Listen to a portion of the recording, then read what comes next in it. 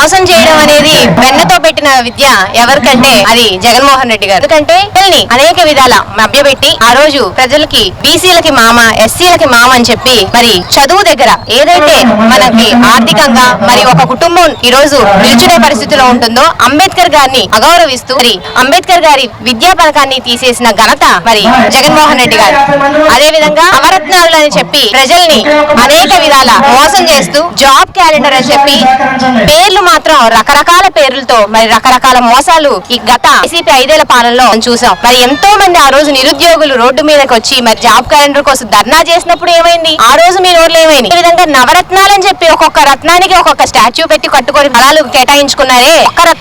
ఒక్క రత్నం చెప్పండి, మీరు ఏది నెరవేర్చారో ప్రజలకు ఇచ్చిన హామీలో ఒక రత్నాన్ని బయటికి తీసుకురండి. వీటి గురించి మాట్లాడండి. ప్రజలు ఈ రోజు చాలా సుభిక్షంగా సంతోషంగా ఈ 3 ఏళ్ల పాలనలో చాలా గర్వంగా మేము చెప్పుకుంటున్నాం. ఈ రోజు ప్రతి ఒక్కరికి కూడా ఎటువంటి పథకాలు అందాలో ప్రతి ఒక్క నాయకుల్ని కూడా కూటమిలో ఉన్న నాయకత్వం అలాంటి చంద్రబాబు నాయుడు గారు కానివ్వండి, పవన్ కళ్యాణ్ గారు కానివ్వండి, అటు డబల్ ఇంజన్ సర్కార్ తో ముందుకెళ్లడమే కాకుండా ప్రజలకి ఎటువంటి లోటుపాట్లు లేకుండా మరి ఆర్థికంగా మీరు గత పరిపాలనలో మన ఆంధ్ర రాష్ట్రాన్ని రూపాల్తానికి తొక్కేసిన ఈ రోజు ఉన్న ఆర్థిక పరిస్థితిని మెరుగుపరుచుకుంటూ అనేక విధాల పరిశ్రమల్ని ముందుకు తీసుకెళ్తూ భవిష్యత్తుని నాది వేసుకుంటూ వెళ్తున్న తరుణంలో ఇలాంటివన్నీ కూడా వైసీపీ చేసిన దుర్మార్గాలని మనందరం కూడా ఒకసారి గుర్తు తెచ్చుకోవాలి.